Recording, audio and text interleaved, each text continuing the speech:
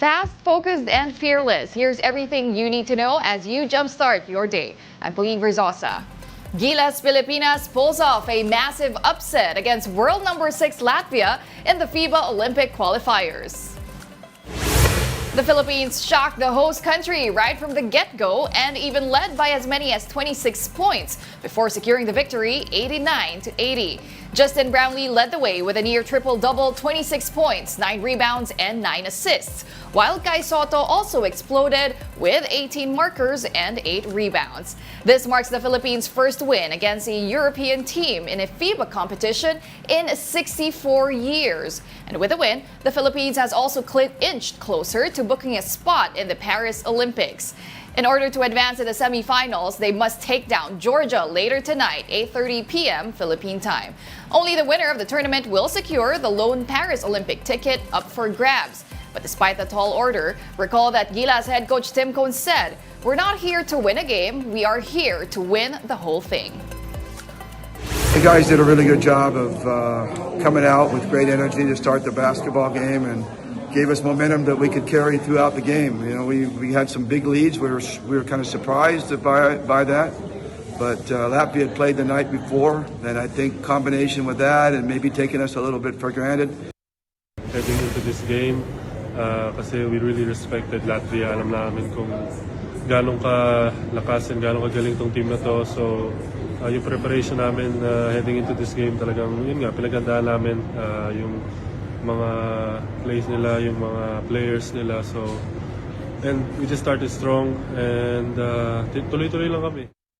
It was just tough, but just got to give a lot of credit to the full team and the way we came out and competed and, try to sustain our defense throughout the whole game. Gilas is set to face Georgia later today at 8:30 p.m. to advance to the next round. If they beat Georgia, the Philippines will finish as the top seed in Group A. They would then face the number 2 seed in Group B that is still being contested. A loss, meanwhile, would move Gilas in a tie with Latvia and Georgia. Under FIBA rules, the ranking will be determined through a tiebreaker, where the first criteria is the point difference between the 3 teams.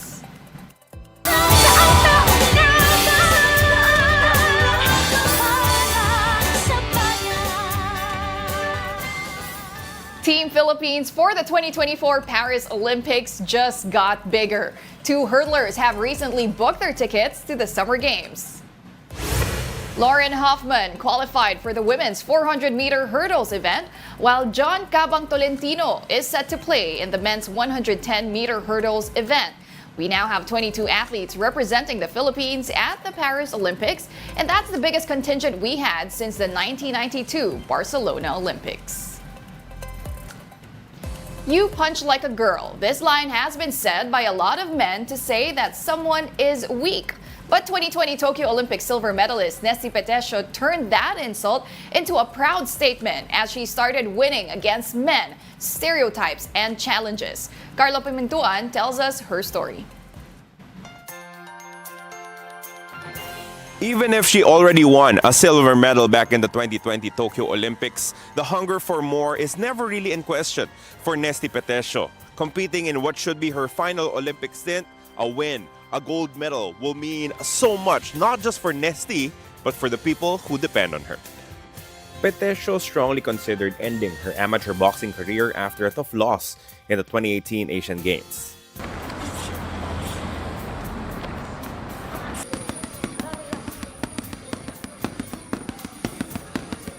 She had a great showing in the round of 16 against 2016 Rio silver medalist Yin Junhua of China in a match that Petesio thought she definitely won.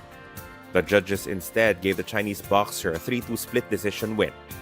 To be honest, sir, hindi lang ako nag-decision talaga na isa. Sobrang thankful ako sa mga taong yung solid talaga na nag-stay sa side ko during lowest moment ng buhay ko. At saka sobrang thankful ako na hindi talaga ako binitawan ni Lord that time kasi aside sa mga taong nasa paligid ko, siya yung isa sa pinaka-kinapitan ko talaga. And sobrang tsaka sa sarili ko, sa di naman akong decision talaga na ipagpatuloy, sobrang nagpapasalamat ako kasi kahit siya, hindi din siya bumitaw. sa pangarap namin. With the guidance of ABAP Chairman Ricky Vargas and then President Ed Dixon, she decided to push forward, and this decision paid off with a 2019 World Championship gold and a 2020 Olympic silver medal. Sobra. Dalawa yan sila lagi ni Sir Vargas, Ricky Vargas talaga during nung time na yon. Ayun nga, grabe yakap din. Para akong batang inagawan ng candy sa dalawang taong yun, tinuring ko na ding tatay eh. Sabi ni Sir Ed lang sa akin nun after that na alam kong kaya mo, alam kong may mas darating pa sa'yo. Yun yung sinabi niya talaga sa akin. And aantayin kitang bumangon. So yun yung sinabi. The silver medal in the Olympics came with its fair share of rewards. But a 2022 World Championship bronze medal and a 2023 Southeast Asian Games gold showed that Petesio still had a lot left in the tank. Yun nga, yung sa lagi kong sinasabing walang ginto hanggat walang ginto. Isa yun sa nagpupush sa akin. Pero more on that po, ang nagpupush talaga sa akin, yung mga kapatid ko, pamangkin ko, na makita ko silang kung mag-decide na akong tumigil na mag-boxing, hindi na maglaro. Gusto ko makita na hindi na sila nahihirapan. Like, alam kong hindi ko naman sinasabi na sa akin sila kumapit lagi. Pero ang sa akin, yun yung happiness ko eh. Makita sila na masaya. Yun yung happiness ko. Kahit sobrang bigat na sa akin, kahit na nahirapan ako, basta makita kong masaya lang sila. Makita ko nakangiti sila. Iba na yung dating sa akin. So, iyak na ako. Ikat niya. Hindi, totoo po yun. Iba yung... At 32 years of age, Petesio is gunning for nothing else but the gold in Paris. Hindi ko iniisip yung makilala ko. Tingnan ako ng tao ng taas. Uy, Olympic silver medalist to, Olympian to. Or ano pa dyan. Aside nga dyan, wala akong pakialam kung di na down ako. Ang akin lang, makita ko yung pamilya ko na.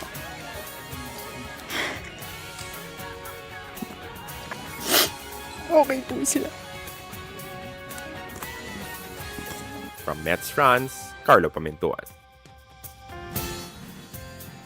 We'll be back with more stories after the break. Keep it here on One News.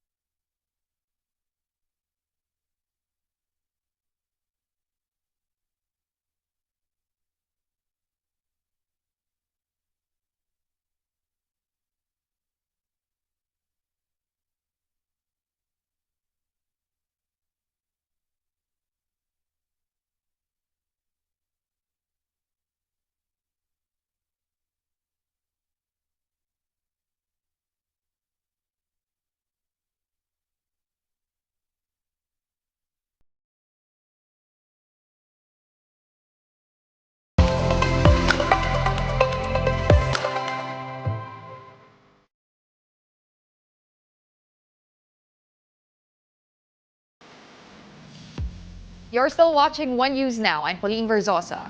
The Philippines and China held a bilateral consultation mechanism in Manila yesterday to address the rising tension in the West Philippine Sea. Both countries asserted their rights in the West Philippine Sea during the meeting. Still, the two agreed to form a mechanism that aims to reduce the conflict that led to numerous harassment incidents. Senator Francis Tolentino expressed hope that China is genuine with their intention of de-escalating the tension. It has to be backed up by actions. Makita nila yung sincerity.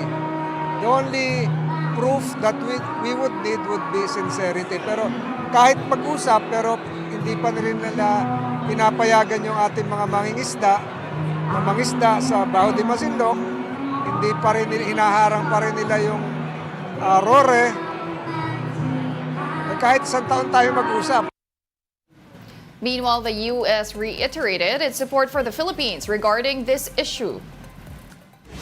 Together with our partners, we remain unwavering in our commitment to freedom of navigation and overflight, and to the importance of respecting sovereign rights of states within their exclusive economic zones, consistent with international law.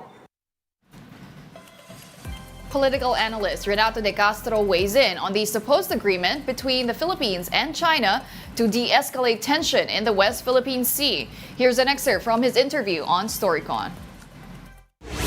Professor, anong tingin niyo dito sa de-escalation? Na meron na tayong parang preliminary talks na meron ng may initial agreement na to de-escalate. You think that can be sustained considering what's happening in the West Philippine Sea and what's at stake for the two countries?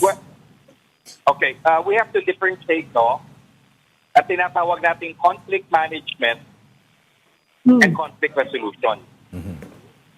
So what's happening is conflict management because the tension has already increased. Yes. Of course, yung nangyari doon noong June 17, kung merong Filipino service personnel na napatay, of course, this would trigger a mutual defense treaty based on the statements of Admiral Aquilino and, of course, the position of the U.S. Indo-PACOM. So both sides realized that they have to pull back because once, of course, you have a major confrontation between the United States and China in the South China Sea, we will basically lose control. Even the Chinese would lose control. So it will be a dynamic that will simply go out of hand. So going back, if you're familiar with the Cuban Missile Crisis, so sabi nga, you have to have fuller hands intervening. So there was an effort, of course, initially by the Executive Secretary to de-escalate. And of course, right now we have this bilateral consultative mechanism that is trying its best to de-escalate the tension. But it will not resolve the dispute. Yes. Professor, ano bang ibig sabihin natin ng de-escalation? Anong ibig sabihin natin ng de-escalation dito sa crisis management na nangyayari? Dahil parang ano pa yung pwede nating i-de-escalate? We are just supplying our troops sa BRP Sierra Madre. So, yung de-escalation ba ay ititigil yung pag-supply? Yung de-escalation ba ay basically rhetorics? Hindi, kasi ang escalation na nangyari noong June 17, before, pag yung supplies dinideliver na ng mga rubber dinghy, hindi niya hinaharas ng Chinese Coast Guard. So pag nakapasok na yung malaking supply ship, tapos dinideliver na yung mga supplies on board the rubber dinghy na minamanage ng Quad, wala na. Kumbaga, cruise na yan. And those are the top stories of the hour. Join us later at 9 a.m. as we continue to monitor the day's biggest stories. I'm Pauline Verzosa. We are One News.